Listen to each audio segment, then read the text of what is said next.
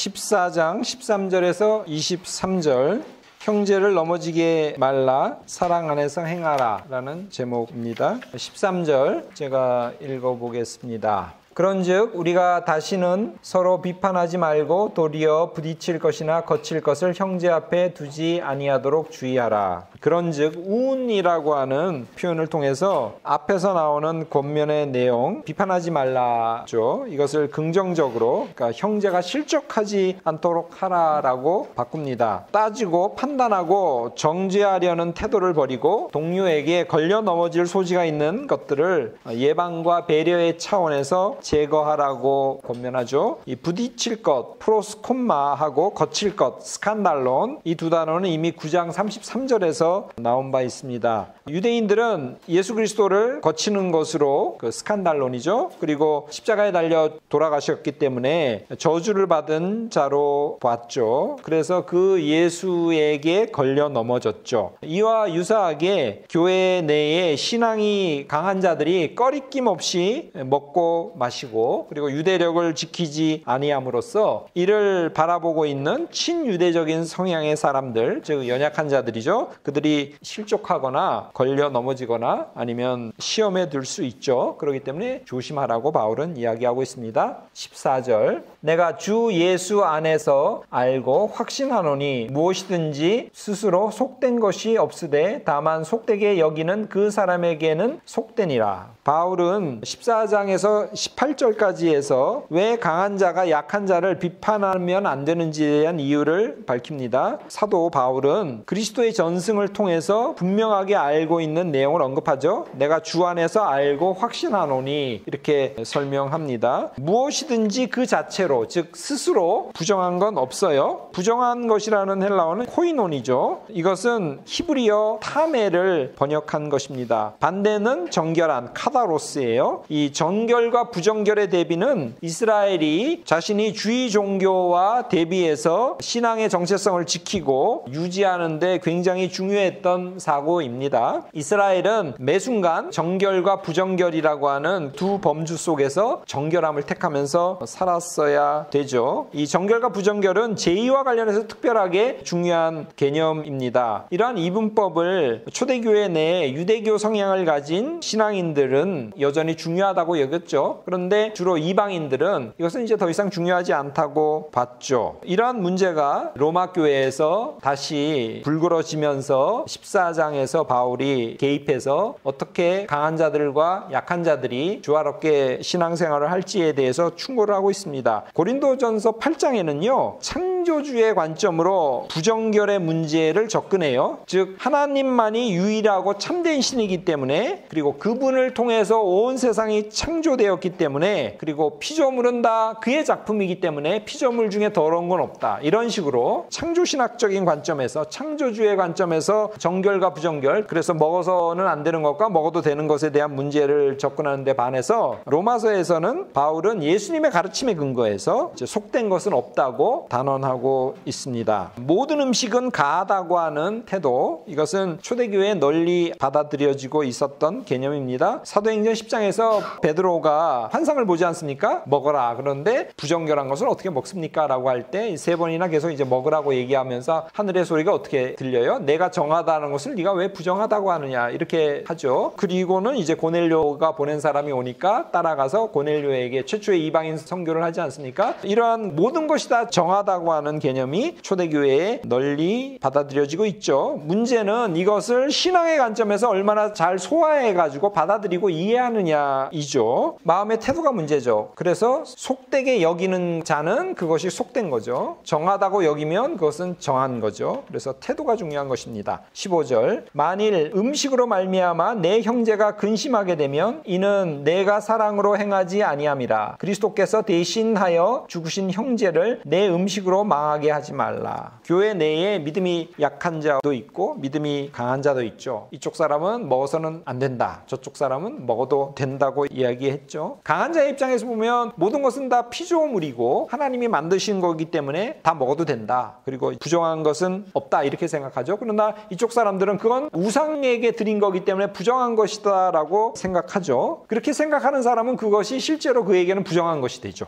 믿음의 공동체에서 중요한 건 부정하냐 부정하지 않냐, 그게 중요한 것이 아니라 다른 사람에 대한 배려라는 겁니다. 음식 때문에 다른 신념 체제를 가진 형제나 자매가 부담을 느끼거나 또 고통을 느낀다면 바울은 여기서 어떻게 설명합니까? 근심하게 되면 이렇게 그것을 먹어도 되죠. 그리고 그 먹는 행위가 믿음이나 양심의 차원에서 아무 문제가 되지 않는다 할지라도 공동체의 윤리의 근간이 사랑이지 않습니까? 이 사랑에 기초한 행동이 아니라는 거죠. 우리가 연약할 때 그리스도께서는 우리의 연약을 대신해서 당신이 십자가에 달려 돌아가시지 않았습니까? 그래서 우리에게 하나님의 사랑을 내보이셨죠. 그렇기 때문에 그리스도에게 우리는 빚진 자죠. 그래서 지금 연약한 자들을 그리스도께서 그랬듯이 사랑으로 대할 의무가 있다고 얘기합니다. 제일 중요한 것은 남을 배려하고 그들의 상태를 인정해주고 그들로 하여금 조심스럽게 신앙생활을 잘 하게 하도록 배려하는 그런 마음이죠. 그런 식으로 신앙생활을 하지 않는 자는 그리스도께서 스스로를 희생하셔서 살리신 형제요 자매인 그들을 죽이는, 여기 본문에서 망하게라는 표현을 썼지 않습니까? 죽이는 큰 범죄를 저지르게 되는 것입니다. 16절, 그러므로 너희의 선한 것이 비방을 받지 않게 하라. 계속 믿음이 강한 자들에게 권면하고 있습니다. 그들은 모든 것이 하나님께서 만들었고 하나님의 피조물이기 때문에 먹어도 된다, 아무 문제가 없다고 그렇게 생각했죠. 그러나 약한 자들은 강한 자들이 먹는 모습을 바라보면서 굉장히 심적으로 부담을 느꼈을 것입니다. 그렇기 때문에 믿음이 강한 자들의 행동은 결코 사랑에서 나온 행동이 아니라고 바울은 15절에서 지적을 했지 않습니까? 왜냐하면 사랑은 형제나 이웃에게 악을 행하지 않는 것이라고 13장 10절에서 이야기를 했거든요. 즉 사랑은 선을 행하는 것이기 때문에 그렇습니다. 우리 16절 본문에서 너희의 선한 것이라는 것은 믿음 안에서 누리는 자유입니다. 강한 자들은 믿음 안에서 다 먹어도 된다고 하면서 자유롭게 먹고 마셨죠. 이러한 너희의 선한 것이죠. 그들이 누리는 믿음 안에서의 자유가 비방을 받지 않도록 하라고 바울은 이야기하고 있습니다. 주님의 피로 비싸게 산 그 자유가 비난거리가 되어서는 안 된다는 것이죠. 그렇기 때문에 믿음이 강한 자들은 내 행동이 남의 눈에 비방이 되거나 아니면 불경거리로 혹시 비춰지지는 않는 건가 늘 자신을 돌아보고 주의를 해야 된다는 것이죠. 공동체에 속한 자는 누구라도 다른 교인들이 갖고 있는 그들의 신념 체제를 존중해야 된다는 겁니다. 그리고 그들과 공존하는 법을 배워야 된다고 바울은 이야기하고 있습니다. 17절, 하나님의 나라는 먹는 것과 마시는 것이 아니요 오직 성령 안에 있는 의와 평강과 희락이라. 복음의 핵심 주제인 하나님 나라와 이어서 하나님 나라는 뭐가 아니다라고 하는 그 부정적인 표현으로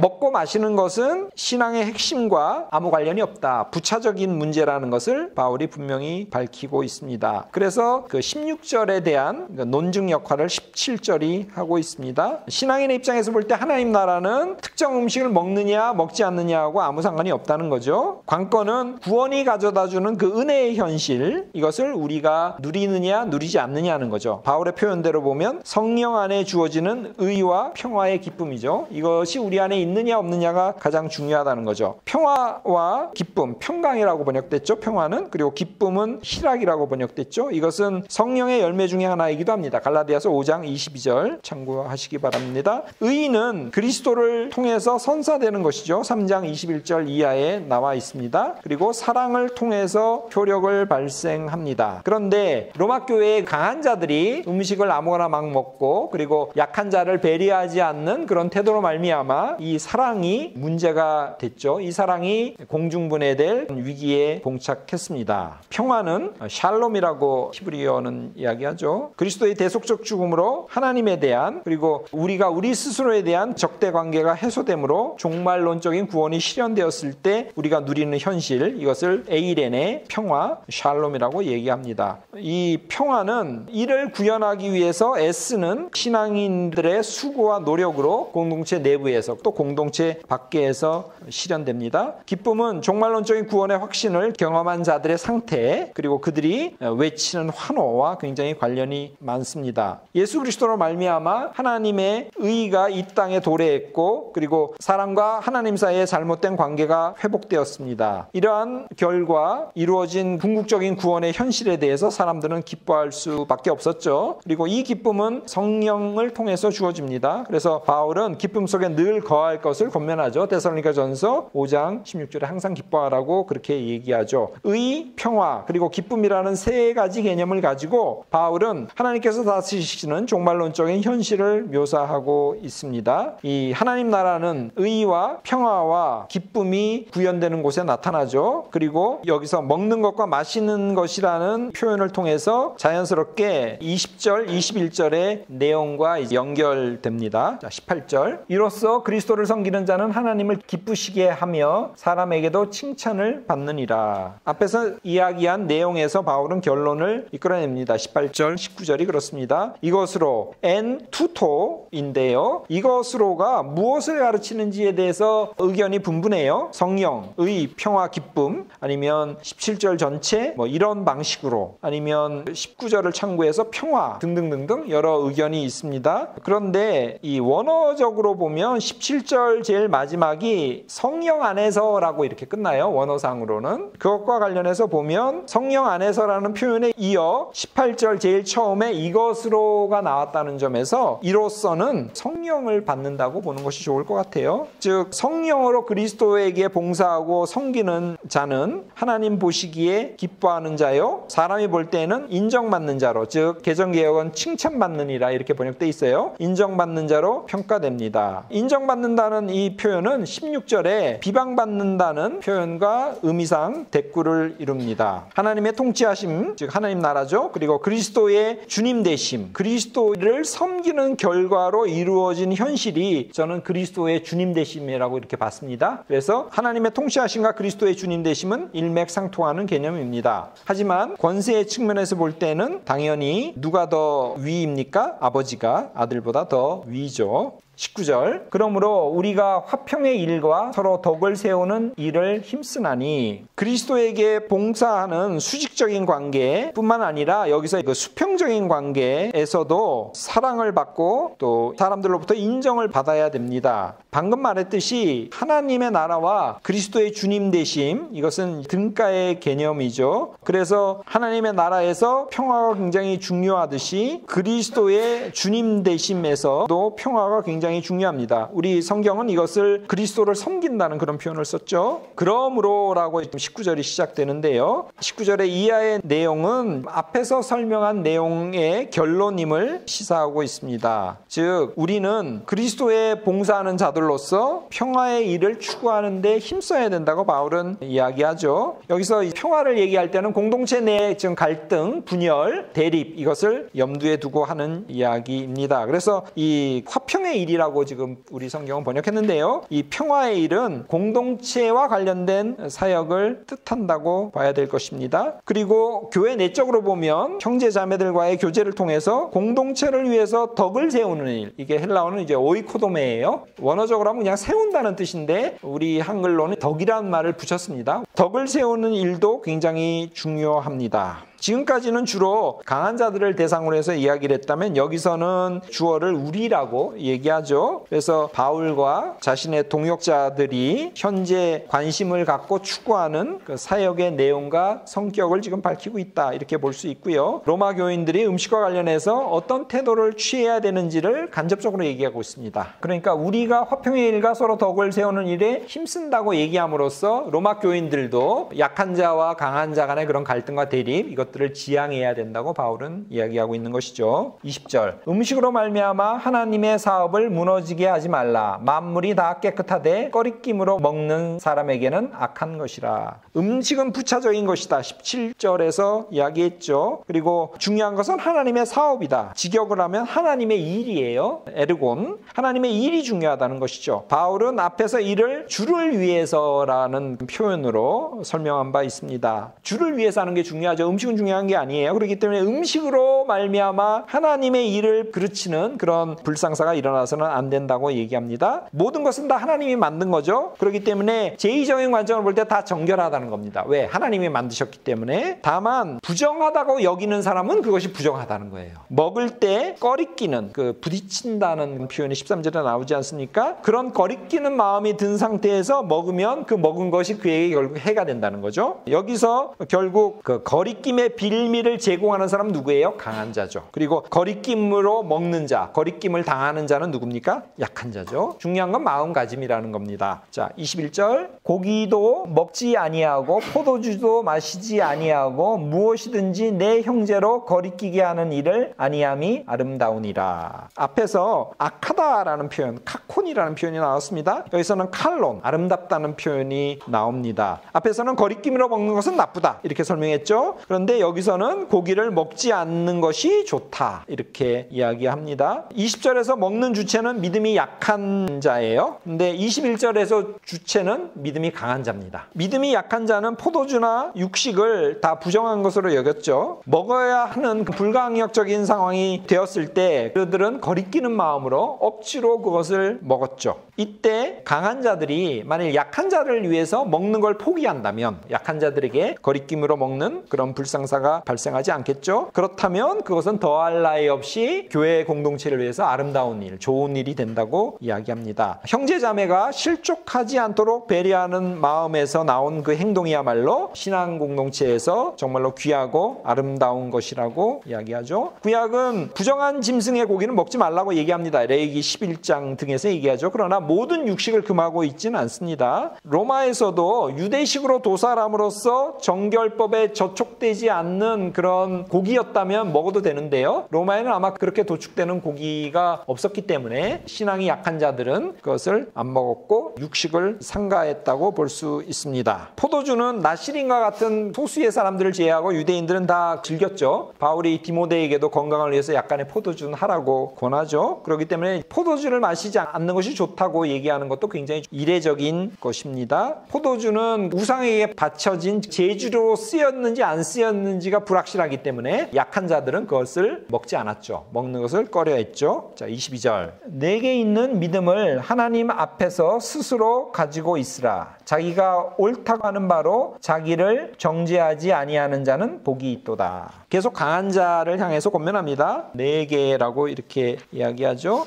네가 특정한 신념 체제를 가지고 있다고 해서 그것을 네가 하는 것은 좋지만 남에게 강요하지는 말라고 바울은 이야기합니다. 각각의 신앙의 증거가 되는 그 믿음, 그것을 남을 평가하고 판단하는 데 사용해서는 안 된다는 것입니다. 믿음은 이웃과의 관계에서 중요한 것이 아니라 나와 하나님과의 관계에서 중요하고 필요하다는 것이죠. 그렇기 때문에 하나님 앞에서 스스로 직역하면 너 자신에 대해서라는 뜻입니다. 하나님 앞에서 너 자신에 대해서 네 믿음을 갖고 있으라는 거죠. 하나님과의 너와의 관계에서 믿음이 중요하다고 얘기합니다. 단독자로서 하나님 앞에 설 때, 즉 하나님 앞에라는 뜻이고요. 하나님께서는 우리의 믿음을 보시죠. 신념체제가 유대적이든 비유대적이든 그건 중요한 것이 아닙니다. 우리의 믿음을 근거로 하나님은 우리를 당신의 동역자로 인정해 주십니다. 그렇기 때문에 22절 하반절에서 바울은 신앙의 자기 모순에 빠지지 않는 자가 복되다고 이야기합니다. 믿음이 강한 자는 믿음이 약한 자에게 내 신앙이 옳다, 나를 따라서 살라고 암암리에 강요하는 경향이 있다는 거죠. 그런 과정에서 약한 자가 실족하게 되면 결과적으로 그 믿음이 강한 자는 죄를 짓게 되는 것입니다. 그래서 바울은 자기가 옳다고 하는 바로 자기를 정죄하지 아니하는 자가 복이 있다, 이런 표현을 쓰죠. 약한 자의 믿음 상태를 고려하고 자유로운 마음으로 상대방의 눈높이에 맞춰서 그를 이끌어주는 것이 사랑에 의거한 행동이고 그럴 때 그는 정말로 복된 자다라고 바울은 이야기하죠. 23절 의심하고 먹는 자는 정죄되었나니 이는 믿음을 따라 하지 아니하였기 때문이라. 믿음을 따라 하지 아니하는 것은 다 죄니라. 신앙인은 각각의 신념 체제에 따라 살아야 됩니다. 부정한 것인데 이건 먹으면 안 되는데 라고 하는 그 거림직한 마음으로 먹는다면, 본문은 의심하는 자가 만일 먹는다면 이렇게 직역할 수 있는데요. 개정개혁은 의심하고 먹는 자는 이렇게 번역을 했습니다. 그는 결국 유죄 선고를 받게 됩니다. 왜냐하면 신앙의 내적인 자유를 확보하지 못하고 죄의식 가운데서 음식을 먹었기 때문에 그렇습니다. 믿음은 전능하신 창조주 하나님에 대한 전적인 신뢰, 의존을 뜻하죠. 믿음을 따라 하지 아니하였다는 뜻은 어떤 행동이 조물주와 피조물, 그리고 하나님과 그의 사랑하는 자녀라는 관계에 합당치 않게 행동했다는 그런 뜻입니다. 그리스도를 믿는 신앙에게는 자유가 선물로 주어지죠. 그 자유의 범위는 믿음의 분량에 따라 각각 다르다는 겁니다. 어떤 큰 믿음의 분량을 가진 사람은 그 자유가 넓고요. 작은 믿음의 분량을 허락받은 사람은 그 자유의 범위가 작죠. 그렇기 때문에 우리는